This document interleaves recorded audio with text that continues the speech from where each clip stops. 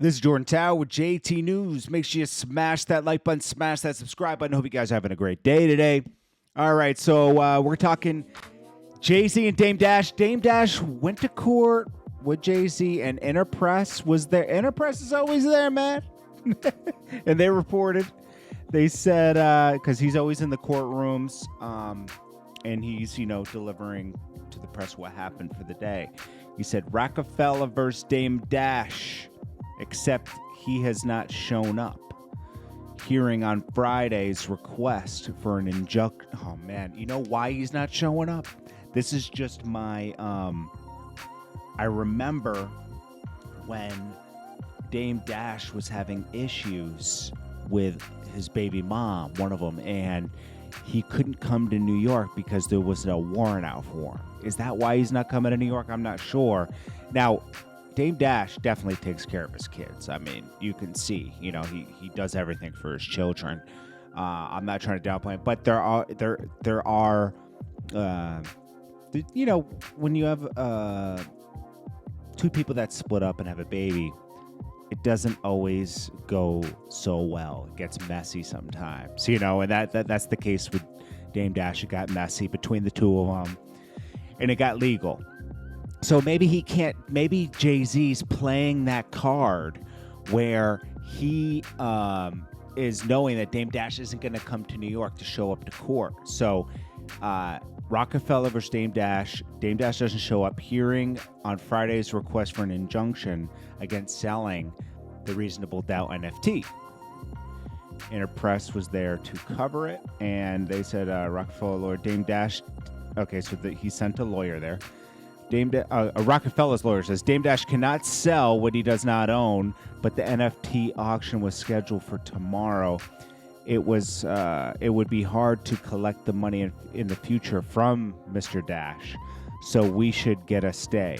And obviously Jay-Z won and he got a stay. So it's a temporary win. Let me see if there's anything more on this. And this is just foul because I know they own it together. Jay-Z has ownership in this too. But Jay-Z is doing this. Dame Dash let people know that the reason he's doing this is because he wanted to buy the whole thing from Dame Dash, but the price was too low. He wants Jay-Z wants to get it for he's probably looking at it like, yo, this is my art. You own part of it, but don't forget Dame Dash and Biggs were the money behind Jay-Z in the beginning. Without them, there would be no Jay-Z as you see today, because Jay-Z was under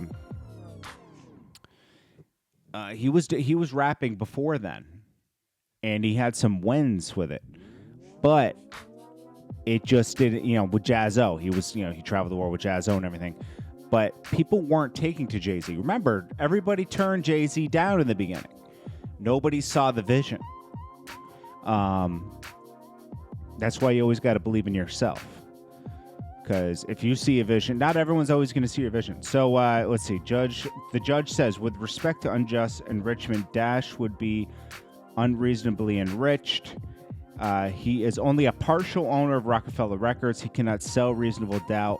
There will be irreparable injury if the TRO does not issue its unique asset. It's similar to a WPIX broadcasting rights case. Through this newer technology, in a plaintiff's language, now should the plaintiff post a bond? Rockefeller's lawyer, we don't think that's necessary. This is crazy. Jay-Z should just pay Dame for this reason alone, okay? He did a little trick with the company and was able to retain most of the assets back in 2006. Nobody knew Jay-Z was going to be the head of Def Jam. So when it got sold to Def Jam, the company, Dame Dash retained the rights, part of the rights to Reasonable Doubt in Rockefeller. But the masters and everything were sold to Def Jam. And then Jay-Z was able to buy a lot of it back. He started a new company, Rock Nation. We know how it all went.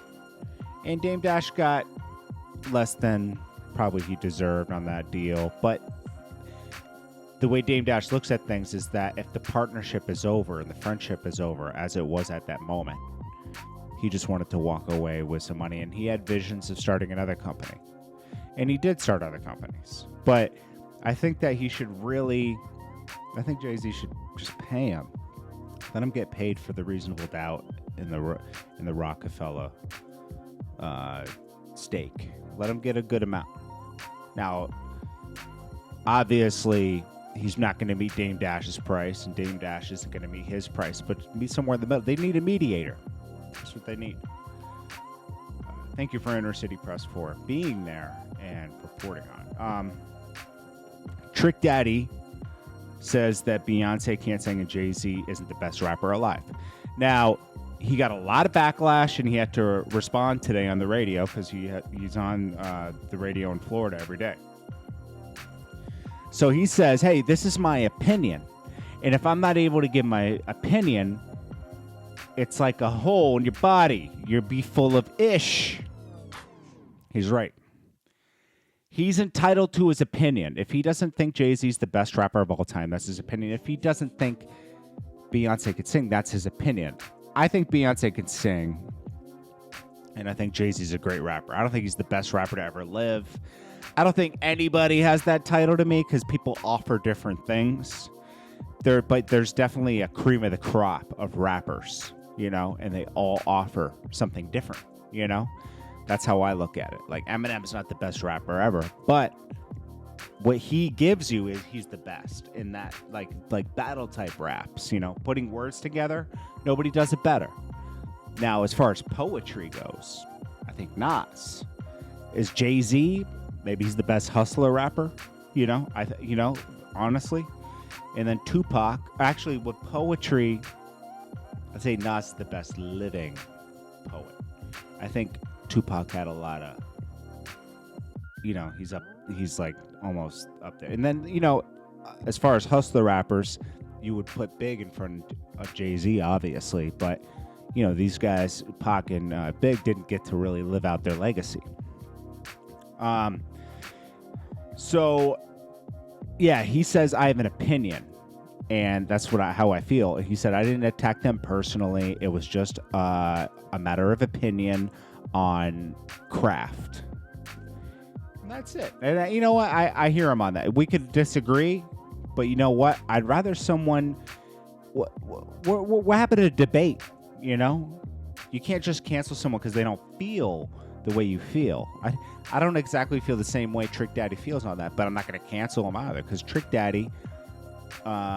even people can make the argument that Trick Daddy doesn't have as much money as them. That doesn't mean that he can't have an opinion. And then they say, Trick Daddy's not as good as Jay-Z. Yeah, that doesn't mean he can't have an opinion either. He never said he was better than Jay-Z. Trick Daddy just represented Miami and put on for Miami, like a lot of other people from Miami. But people get too in their feelings about stuff like that. Coi Leray and Pressa. Weird couple for a lot of reasons. So I won't go there. But Pressa reportedly maybe have cheated on her. I mean, does anybody really care? No. But she's making a big deal about it. Real dudes don't cheat. And, they were so lovey-dovey recently. I think, I'm going to be honest, Coi Leray looks like young M.A.'s sister. They look exactly alike to me. She says, a real dude don't cheat on you. A real dude going to use his time to get that bag and inspire instead of entertaining girls. But that's just my opinion. We know she has issues with her dad, so there's dad issues. But hey, she's winning and everything. I don't particularly like her music because that's that whole people using T-Pain's lane with auto-tune and sounding weird. She sounds just like every other rapper. Her and Pressa sound very similar. They're using that thing for your voice, and you can't lose with that. All you got to do is have an image then. Pressa has an image from Canada being a bad dude, meaning like, he's the real dude in Canada that was down with Drake. Drake took him on tour before. Coi Leray, I don't know how she got her start. I just remember her being affiliated with a bunch of rappers. She got a couple videos off a few years ago that people liked. She found her way in the game, though. You got to give it to somebody. It's hard to find your way in the game. She found her way in. But anyways, nobody cares about these two being together. I'm just reporting on it because it was part of the news cycle.